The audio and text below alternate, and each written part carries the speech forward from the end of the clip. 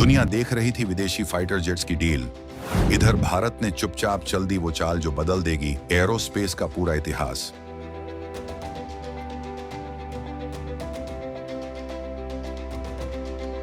साढ़े पांचवीं पीढ़ी का वो अदृश्य शिकारी जिसे रडार तो क्या, दुश्मन की आंखें भी नहीं देख पाएंगी, मौत बनकर बरसेगा।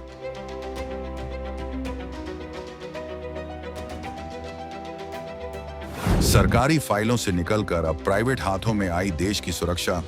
टाटा ने उठाया वो बीड़ा जो अब तक लगता था नामुमकिन।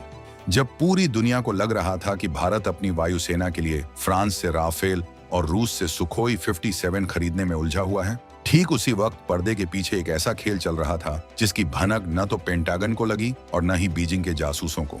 लोग सोच रहे थे कि भारत विदेशी कंपनियों के सामने कटोरा लेकर खड़ा है, लेकिन हकीकत तो ये थी कि भारत अपनी ही प्रयोगशालाओं में एक ऐसे तूफान को जन्म दे रहा था जो विदेशी विमानों को खिलौना साबित कर देगा। अब तक जो प्रोजेक्ट सिर्फ कागजों पर रेंग रहा था, उसे अचानक एक ऐसी रफ्तार मिल गई है जिसने दुश्मनों के होश उड़ा दिए हैं। ये खबर कोई मामूली रक्षा सौदा नहीं है, बल्कि ये भारत के उस आत्मविश्वास की दहाड़ है जो कह रहा है, हमें किसी की बैसाखी नहीं चाहिए। एक प्राइवेट कंपनी जिसने नमक से लेकर सॉफ्टवेयर तक सब कुछ बनाया, अब वो देश के लिए ऐसा ब्रह्मास्त्र बनाने जा रही है जो हवा में ही दुश्मन का काम तमाम कर देगा। आखिर क्या है वो फैसला जिसने रातों रात भारतीय डिफेंस इंडस्ट्री की तस्वीर बदल दी? क्यों चीन और पाकिस्तान के रक्षा विशेषज्ञ अब अपने माथे पर पसीना पोंछ रहे हैं? और टाटा का वो कौन सा ऐलान है जिसने रक्षा मंत्रालय के गलियारों में हलचल मचा दी है? हम आपको बताएंगे इस धमाकेदार खबर की पूरी कहानी, तो बने रहिएगा वीडियो पर और इस संबंध में आपके जो भी विचार हो कमेंट में लिखकर जरूर बताइएगा। तो भाई लोगों, कुर्सी की पेटी बांध लो, क्योंकि अब जो खबर मैं आपको देने जा रहा हूं वो आपके रोंगटे खड़े कर देगी।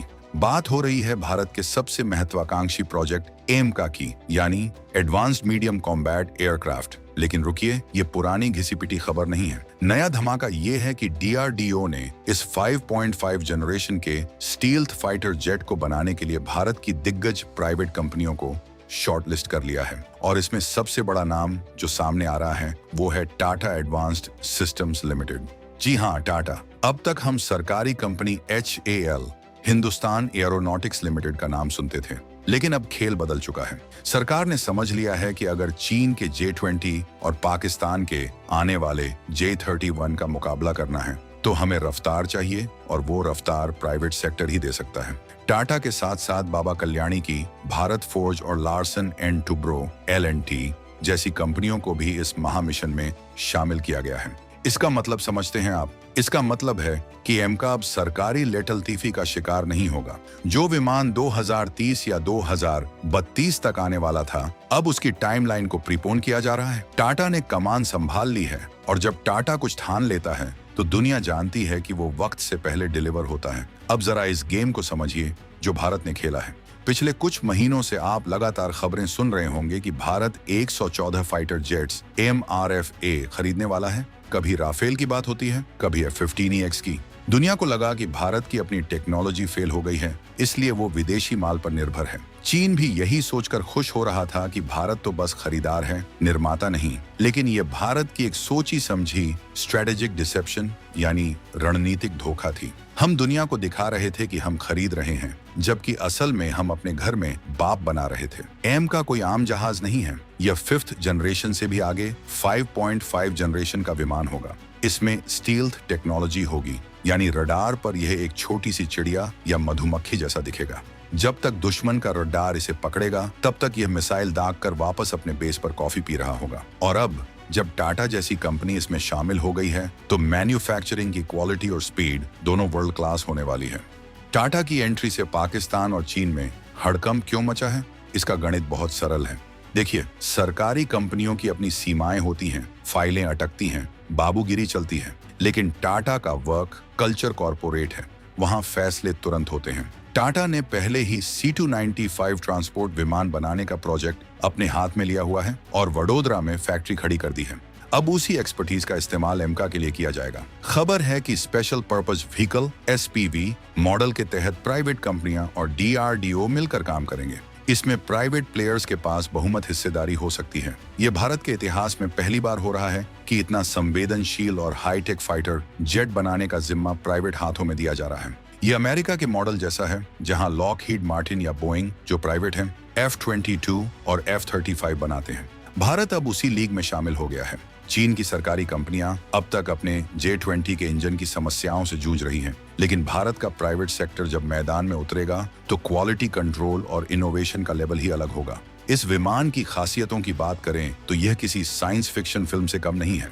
एमका में सुपर क्रूज की क्षमता होगी। इसका मतलब है कि यह बिना आफ्टरबर्नर जलाए ही आवाज की गति से तेज उड़ सकेगा। इससे ईंधन की बचत होगी और इसकी रेंज बढ़ जाएगी। इसमें डायरेक्टेड एनर्जी वेपन्स यानी लेजर हथियार लगाने की भी गुंजाइश रखी गई है। सोचिए, दुश्मन की मिसाइल आ रही है और एमका से एक लेजर बीम निकलती है और उसे हवा में ही पिघला देती है। इसके अलावा यह AI आर्टिफिशियल इंटेलिजेंस से लैस होगा। इसका कंप्यूटर पायलट को बताएगा कि हमला कैसे करना है, किस रास्ते से जाना है और कब निकलना है। यह विमान अनमैन्ड मानव रहित विमानों को भी कंट्रोल कर सकेगा, यानी एक एमका उड़ेगा और उसके साथ 4 से 5 ड्रोन कैट्स वॉरियर उड़ेंगे जो उसके वफादार साथी की तरह काम करेंगे। टाटा की टेक्नोलॉजी और सॉफ्टवेयर क्षमता इसमें जान डाल देगी। अब आते हैं उस डर पर जो पड़ोसियों को सता रहा है। चीन ने अपना J-20 चेंगडू में बनाया और दावा किया कि वो एशिया का सबसे बड़ा दादा है। पाकिस्तान ने तुर्की के कान प्रोजेक्ट में घुसने की कोशिश की और चीन से J-31 की भीख मांग रहा है। लेकिन उन सब के पास रिवर्स इंजीनियरिंग का माल है, चोरी की तकनीक है, जबकि भारत का एमका स्वदेशी दिमाग की उपज है। और सबसे बड़ी बात, एमका को खास तौर पर भारतीय जरूरतों के हिसाब से डिजाइन किया गया है। ये हिमालय की ऊंचाइयों पर, जहां हवा बहुत पतली होती है, वहां भी अपनी पूरी ताकत से लड़ सकेगा। चीन के इंजन हाई एल्टीट्यूड पर हाँफने लगते हैं, लेकिन एमका का इंजन, जो संभवतः सफरान या GE के साथ मिलकर बनेगा और बाद में पूरी तरह स्वदेशी होगा, उसे शेर की तरह दहाड़ने की ताकत देगा। टाटा के आने से अब इस इंजन की डील और मैन्युफैक्चरिंग में भी तेजी आएगी, क्योंकि प्राइवेट कंपनियां टेक्नोलॉजी ट्रांसफर को ज्यादा बेहतर तरीके से हैंडल कर सकती हैं। DRDO ने जो प्लान बनाया है, उसके मुताबिक एमका के 2 वर्जन होंगे। पहला मार्क 1 जो 5वीं पीढ़ी का होगा और इसमें अमेरिकी GE 414 इंजन लगा होगा। लेकिन असली गेम चेंजर होगा मार्क 2 जो 5.5 या 6वीं पीढ़ी की तकनीकों से लैस होगा और इसमें स्वदेशी शक्तिशाली इंजन लगेगा। अब तक हम सुन रहे थे कि इसकी पहली उड़ान 2027 से 28 में होगी, लेकिन टाटा और दूसरी प्राइवेट कंपनियों के जुड़ने के बाद अंदर खाने से खबरें आ रही हैं कि इस टाइमलाइन को घटाया जा सकता है। हो सकता है कि हम 2026 के अंत या 2027 की शुरुआत में ही इसके प्रोटोटाइप को रनवे पर दौड़ते देख लें। यह टाइम कंप्रेशन ही दुश्मन के लिए सबसे बड़ा झटका है। वो अपनी तैयारी 2030 के हिसाब से कर रहे थे, लेकिन भारत सिलेबस से बाहर का सवाल बनकर उनके सामने खड़ा होने वाला है। इस प्रोजेक्ट की एक और बड़ी बात है कॉस्ट, यानी कीमत।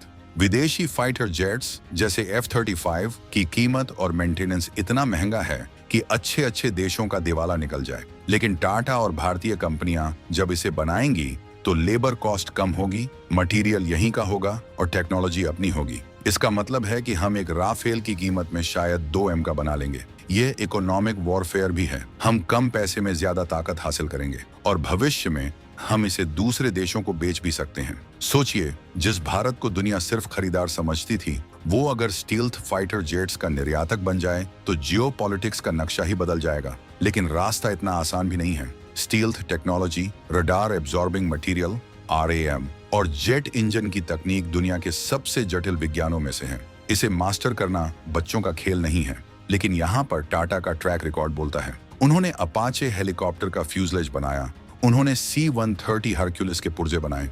उनके पास एरोस्पेस ग्रेड का इंफ्रास्ट्रक्चर पहले से तैयार है। उन्हें बस ब्लूप्रिंट चाहिए और प्रोडक्शन वो शुरू कर देंगे। DRDO ने डिजाइन तैयार कर लिया है, विंड टनल टेस्टिंग पूरी हो चुकी है। अब बस लोहे को आकार देना बाकी है। और लोहा पिघलाने में टाटा से बेहतर कौन है? यह public private partnership PPP model भारतीय रक्षा क्षेत्र के लिए संजीवनी बूटी है। इस पूरी कवायद का एक और पहलू है आत्मनिर्भरता का स्वाभिमान।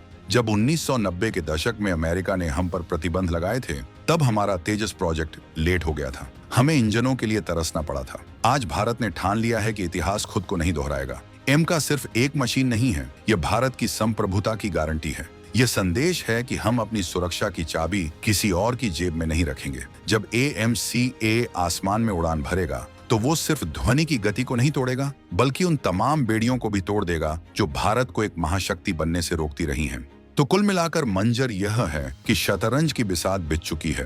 एक तरफ चीन और पाकिस्तान अपने उद्धार के और चोरी के हथियारों पर इतरा रहे हैं, दूसरी तरफ भारत अपने ही घर में अपने ही लोगों टाटा DRDO के साथ मिलकर एक ऐसा योद्धा तैयार कर रहा है जो भविष्य की जंग का फैसला करेगा। टाटा की एंट्री ने इस प्रोजेक्ट में नाइट्रो बूस्टर लगा दिया है। अब इंतजार उस दिन का है जब बैंगलोर या नासिक के रनवे से एक काला त्रिकोणीय आकार का विमान आसमान का सीना चीरते हुए ऊपर उठेगा और दुनिया को बता देगा कि नया भारत अब दस्तक दे चुका है। क्या आपको लगता है कि टाटा के आने से एमका सच में समय से पहले तैयार हो जाएगा? क्या भारत का यह स्वदेशी स्टील्थ फाइटर चीन के J-20 पर भारी पड़ेगा? अपनी राय और जोश कमेंट बॉक्स में जरूर दिखाइएगा। और हाँ, अगर आप भी भारतीय सेना और मेक इन इंडिया के फैन हैं तो इस वीडियो को लाइक और शेयर करना मत भूलिएगा। अगले वीडियो में हम आपको बताएंगे कि कैसे भारत की मिसाइल टेक्नोलॉजी ने समंदर में एक और नया कीर्तिमान स्थापित किया है। तो चैनल को सब्सक्राइब जरूर करें। जय हिंद।